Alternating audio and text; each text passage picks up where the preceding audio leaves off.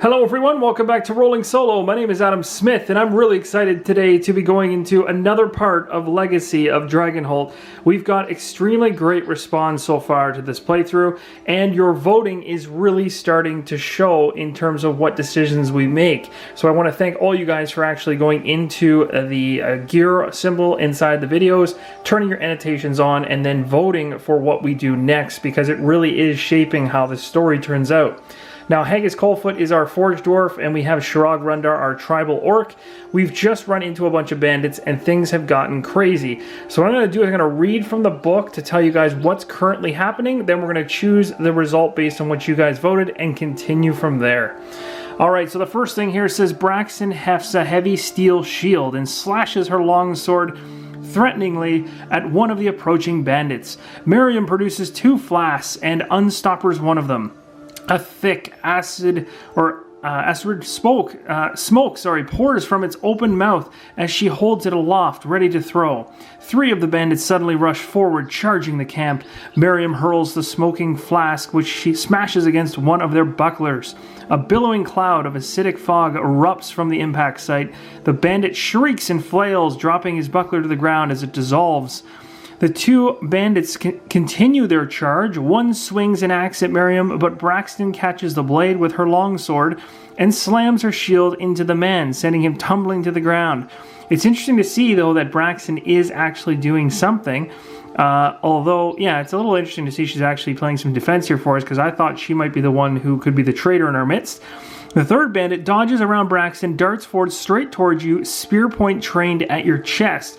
We had 4 different options available to us, and the one you guys chose, and again, this has to be based on what skills Haggis Coldfoot currently has, as this individual is the only one with an active runestone currently. The other runestone for Shirag is already used, so Haggis is going to have to do this, which is perfect because Haggis is our fighter.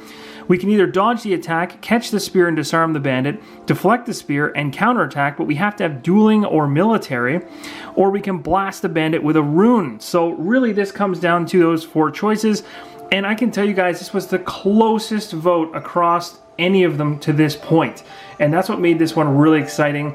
And the one that edged it out just by a little bit was deflect the spear and counterattack. So you guys really wanted to see what would happen in that particular situation.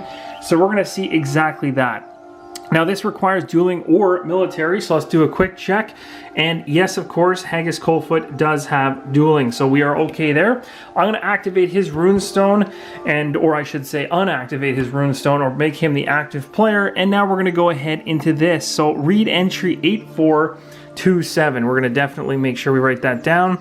And what I'll do here is I'm actually going to start a separate line instead of writing with this other one, so that we have them per video. It'll be much easier to track. So 8427. All right. That's pretty high up there. That might actually be closer to the end of this book. So let's see where we end up landing. 8420. It is very close to the back of the book. All right. 8427. My apologies. With instincts born of long training, you brace yourself, readying to parry the incoming thrust and counterattack. As long as you don't slip up, you can drop the bandit in a single attack. If you have agility or athletics, you can read 9608. Otherwise, you read 5705. Oh no, I hope I have agility or athletics. Oh my goodness, I do not. I do not have agility or athletics. The only person that has athletics over here is on Shirag. Nobody has agility. There you go. That's going to cause us some problems. So what's going to happen now? We have to do the otherwise condition, which is 5705, and I'm just writing that down off the camera. And here we go. Let's take a quick look. This can't be good. 5705 is where we're heading next. Here we go. You swing your weapon to deflect the spear, but only manage to divert it from a killing blow to a piercing jab into your shoulder. The spear point comes out black in the firelight, covered in your blood, and pain flares all along your arm. You lose 5 stamina. Oh my goodness, that is terrible. Geez, okay, so we had 12. And again, I'm not putting 12 off to the side here. Whenever there's nothing here, it just means we're at our maximum. So we're losing 5, we're going down to 7. That's a massive hit. Absolutely brutal. And we're not done yet. Ignoring the pain, you lunge forward and catch the bandit off guard. He attempts to block with his spear, but you knock it aside, and then follow it with a thrust that leaves the bandit bleeding on the grass. You step back, taking a moment to assess the situation. If story point H3 is marked, you read 6577, otherwise to 9513. Let's do a quick reference to our story chart here. We do have H3 marked, so we will be going to 6577. Geez, that did not turn out the way I wanted it to. I was actually really hoping that we would be able to actually do some damage there. Or I should say, we did some damage in the end. But I was really hoping we'd be able to avoid that kind of a hit. And I kind of had a funny feeling that if we did, once I saw we needed agility or athletics, we were in trouble. Here's another real big one. So 6577. As your companions do battle with the oncoming bandits, you take a moment to take stock of the camp. You see an orc woman holding a bow, sneaking around to appear from the rear, her form difficult to make out in the dim light from your fire. Soon your companions will be fighting on 2 fronts. So we have all of these options, and remember, at this point now, with a new option, we can go ahead and reactivate our runes, because we have both players now ready to choose who should go next. So we have a few options, and of course, this one I'm going to have to choose. This would have been a great one to throw back to you guys, but we are so early on in this episode that it makes more sense for us to push on. So we can either rush the lone bandit, we can put yourself between the archer and your companions, shoot an arrow at the bandit, but you need archery as a skill. We can blind the woman with a flash of runic light, which we need the rune skill. We can sneak around the great oak and catch her from behind if we have reasoning or stealth, or we could sing a bardic song to inspire your companions. So a lot of these require skills. The last one there required performance. So let's take a quick look and see what would help us out skill-wise. So the rune, okay, in terms of Haggis Coldfoot, do any of these match up? Archery, no. Nothing for runes. Reasoning, no. Stealth, no. Performance, no. So we shouldn't activate Haggis because Haggis is not prepared to use any skills in this particular fight. And it's not always that a skill decision would be the best decision. I've seen some of them where we've chosen not to pick a skill decision and it's actually ended up being somewhat of a positive outcome. So you don't really know, I guess, until you play through a few times. So we come over here to Shirag, who has much more of what we're looking for here, but not by much. Just the runes and the reasoning skill. We don't have performance, we don't have stealth, we don't have archery. So we're really looking at runes and reasoning. So in those two veins, we have to look at what our options are. It could be sneak around the great oak and catch her from behind, or we could potentially use our runes and blind the woman with a flash of runic light. I think I want to blind the woman. I think that makes sense. So we're going to activate Shirag. She's going to use her runes skill to go to entry 9109. This should be interesting. So let's take a quick look here. 9109. 9109. All right. Before the orc woman can line up a shot, you produce a lightning rune from a hidden pocket. You hold the shard out in front of you and close your eyes tight. A brilliant flash of light arc across the darkness toward the bandit, followed by a peal of thunder that shakes the great oak and the surrounding clearing. If story point N3 is marked, then we mark more story points. Otherwise, we mark these 2 story points. So let's do a quick reference check of our story points. Do we have D4? Or sorry, do we have N3? That's what we're looking for. We do have N3. So if we have N3, we'll be marking story points D4 and M3. So D4 is now going to get marked, and M3 is going to get marked. There we go. When you open your eyes, glimmers of static energy still cling to the darkness. The orc woman is collapsed on the ground, clutching her ears, her eyes shut tight as if she's attempting to drive the light from her senses. Read entry 9513. All right, so let's do a quick little log of the entry, move on. For Keller and Harmon, bellows Braxton. In the flickering firelight, she seems a demon from a nightmare, huge and dark and powerful. 3 of the bandits attempt to surround her, but she pivots away, slamming her shield into one and knocking her down. Then slashing at the second and sending him screaming into the dark, clutching at his face. She trades blows with a large human, his axe sliding off her shield, her sword flickering past his face. He dances backwards. You notice a bandit with his hair in a long braid creeping up behind Braxton with a knife glimmering in his hand. Focused as Braxton is on her battle with the large bandit, she clearly hasn't noticed. Oh geez. Do we intercept the approaching bandit, catch the bandit from behind, or use our alchemy skill to stop the bandit with a concoction? That's interesting. Now, I actually think I do have alchemy, but the sad thing is... Oh, no, I don't. I don't have alchemy, so I can't use that one. And of course, we'd have to be doing a new decision, meaning we have to use Haggis here at this decision point. So should Haggis intercept the approaching bandit? He's already lost a lot of stamina. Oh, this is a tough decision. I feel like we should help her, but I don't know if we should help her. But I don't know. She seems to be fighting. And because she's doing such a good job fighting, I feel like she wasn't the one that got us into this mess. I don't think. It's very confusing that way. I'm not sure if she's good or bad, but this is probably a pivotal moment. If we catch the bandit from behind, that could be good. So I'm going to go ahead and say...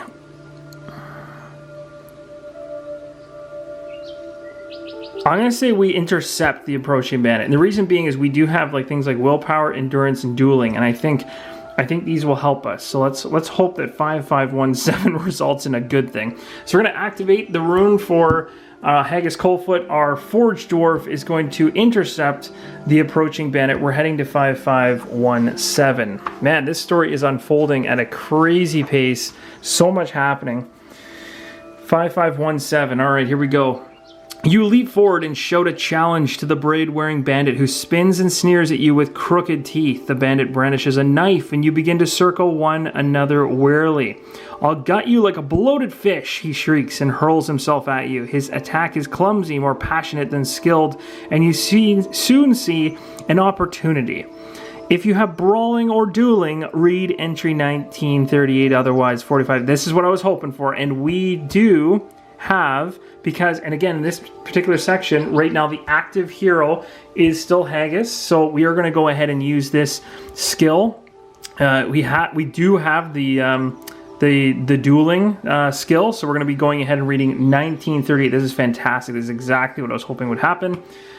So that's good, and we'll just hope that this ends up in a conclusion that doesn't have our dwarf get any more hurt than he already is, because he's already been speared pretty badly. All right, 1938. You grab up a burning brand from the campfire, slinging it into the bandit's face. He howls, staggering back, and you rush in shoulder first to send him sprawling to the ground. You stomp your foot on the hand holding the knife, then kick the blade away into the shadows when it drops from his crooked fingers. Groaning and clutching at his burned face, the bandit begins crawling for the trees. It's not until you turn your attention elsewhere that you notice you've burnt your hand. Oh no! Lose 2 more stamina. Oh my goodness. This game's trying to kill me. So now we're down to 5 with Haggis. Haggis is really taking a beating here. Now we're reading entry 2004. So again, I'm just logging this. Man, Haggis just cannot catch a break here. Your companions are still locked in combat with the bandits who swarm around the edges of the light provided by your campfire. Screaming incoherently, a scarred bandit rushes at you. In one hand, he brandishes a studded iron mace. The other arm ends in a steel hook, its metal glinting in the firelight. So we have a bunch of options on this one as well. So we have things like rush forward to engage the bandit. We could brace yourself to receive the charge if we have the military skill. Or we could flee and attack at range if we have Arcana, Archery, or Thievery. This option does not exhaust your activation token. Interesting. Or we can protect ourselves with a mixture. I think we're going to go ahead and flee and attack at range.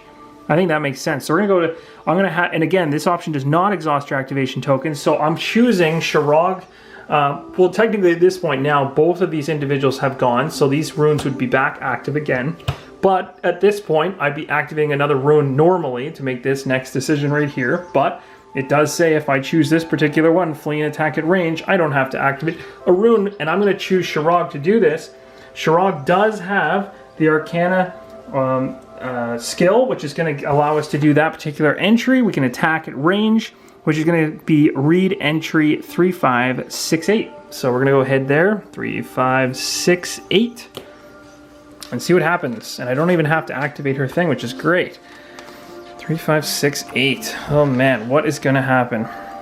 You maneuver through the melee, dodging around Braxton, another orc woman. Then you break away from the fray, sprinting toward the Great Oak, hoping to put enough range between yourself and the bandit so that you can attack from relative safety. If you have agility or athletics, you can read 5414, otherwise 6332.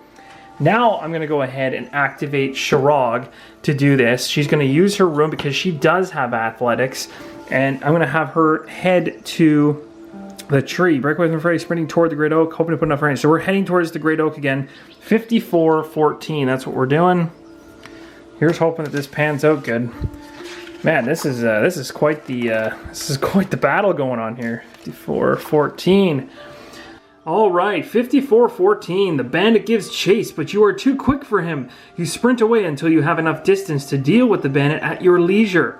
We could loose an arrow at your pursuer. If we have archery, we could harass the man with thrown knives. That would be kind of harassing. Which we'd need thievery.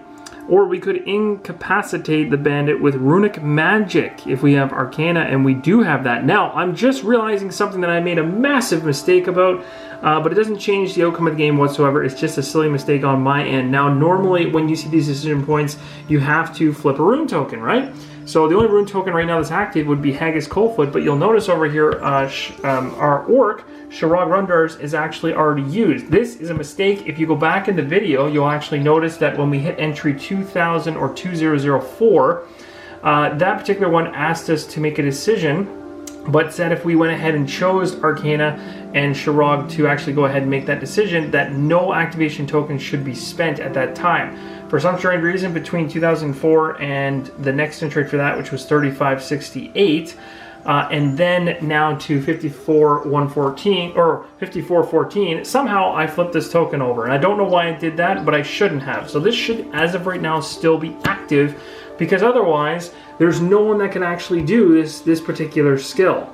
So you have to take that for my word. I am totally honest. What I did was I actually went back and reread the last 3 entries off camera in order to be 100% certain that I did gum up, and I did.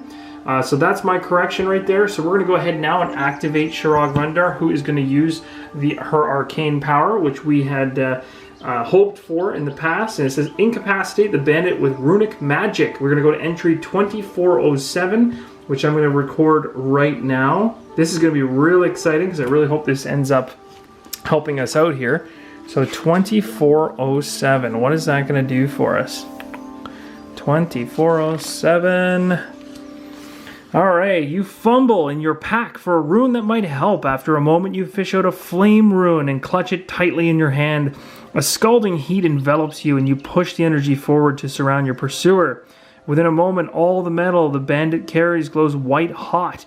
He shrieks as the blazing metal of his mace sears his palm and he drops it to the ground. Yet still the man screams. He flails about, staggering his way, and that in an attempt to escape the burning hot hook at the end of his arm. Read entry 2399. Alright, so again, I'm going to record that over here. 2399. Oh, it's right above. Perfect. 2399. You find yourself standing in a loose circle with your companions and no bandits close at hand. That's good. Even more of the enemy emerge. From the trees. However, they begin to surround you. Oh, this is not good. What now, breathes Miriam. You are sure it's the first time you've heard fear in her voice. The bandit's leader chuckles and speaks, causing the firelight to play off the long scar on the side of his face in a sinister way. Drop your valuables and leave. There is no need for you to die here. The other bandits hoot and howl and brandish their blades and axes in the air in front of you. Braxton glances sideways at you. There are too many of them. We cannot win this fight. She edges backward, and you notice her lean in the direction of Dragonholt.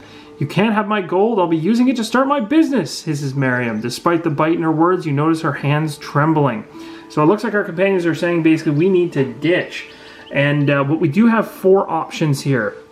And the 4 options that are presented to us are these. Fend off the bandits long enough for the others to escape. So this would be like me putting an individual in harm's way. This person that would have to do this would have to have the brawling, dueling, or military skill, which Haggis happens to have and could potentially activate his rune to do so.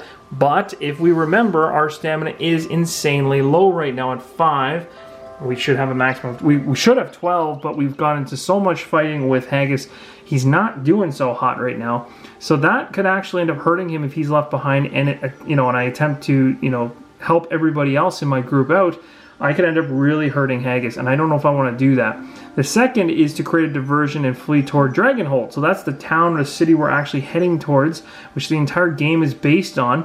And it says it requires deception skill or performance skill, neither of which we have on either character. The third option is to create a smokescreen and escape toward Dragonholt, which we need alchemy for. We do not have that across either character either. And turn tail and run. So we could just turn and run. Now at this point, regardless, Haggis has to make this decision. So really the only 2 options are the top option and the bottom option. And I really don't want to do the top option. I would if I had more stamina. I would try to see how this plays out, but I'm not risking it. I'm going to turn tail and run. I'm going to chicken out, and we're just going to book it and hope we don't get hit. I really hope we don't get hit on the way out, because that would be bad.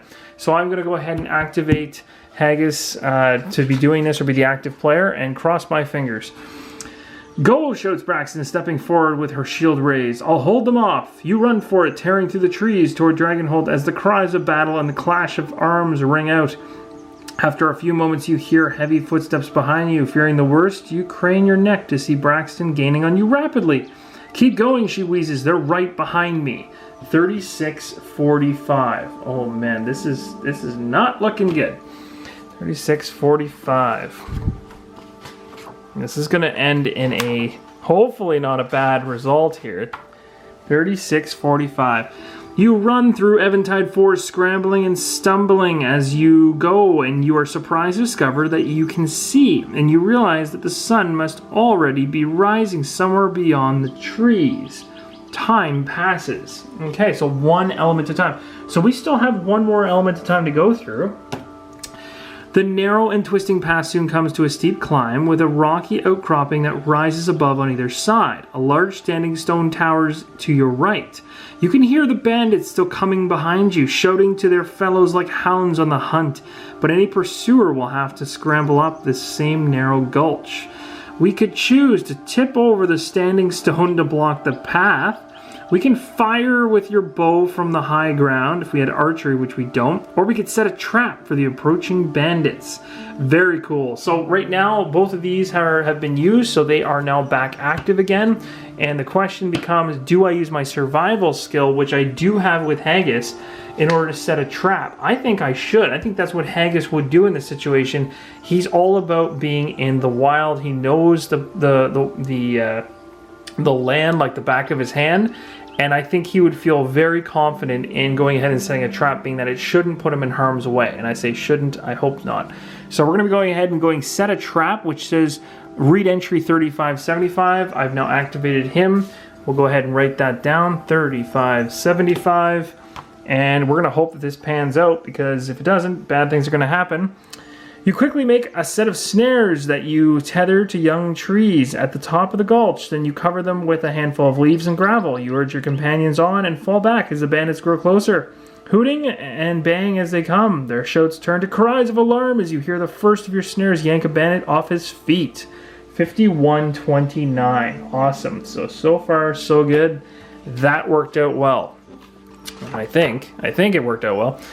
51:29. With the bandits preoccupied by your efforts back at the Gulch, you are able to gain a considerable lead on them. The rocky terrain continues to rise up around you, and the trees of Eventide Forest becoming smaller and scrappier Why can't I say that? As you go. Soon you come to a sheer cliff face, only a few scraggly trees clinging to the rocks rising above you. Sunlight spills across the sky above the cliff, a promise of freedom and safety. You could climb up to the top, but it would be a challenge. The path continues to the left a fair distance and then becomes a tight switchback crawling up to the top of the rise. It would be a safer route to the top, but slower than climbing directly. Do we climb the cliff face or do we run for the switchback path? Ugh, that is a tough one.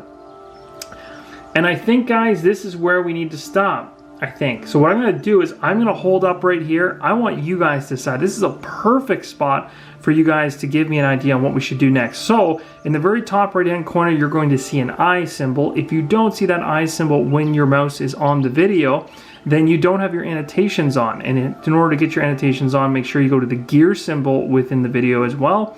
Click on that gear symbol, you'll see an enable bar that you can switch on annotations. Then you'll be able to click on that eye in the top right hand corner, which should be up in this area up here. And then from there you can vote on which option we do next. I'll be referencing this vote in order to figure out what we do in the coming video. So you can tell we're very close to Dragonholt. It'll be really cool to get into that. And I'll probably play up to that point and then maybe set up Dragonholt and kind of do a little bit in the town, and then we'll go from there. So yeah, that's pretty much it. Hope you guys are enjoying the playthrough. Let me know in the comments below if you have any thoughts, questions, concerns about the game. And again, share, like, subscribe if you haven't, and it's your first time here. We're glad that you found us, and make sure you join us because there's lots more to come in terms of solo gaming in the future. So thanks again for watching, everyone. I'll see you in the next episode of Legacy of Dragonholt. Keep on rolling the solo.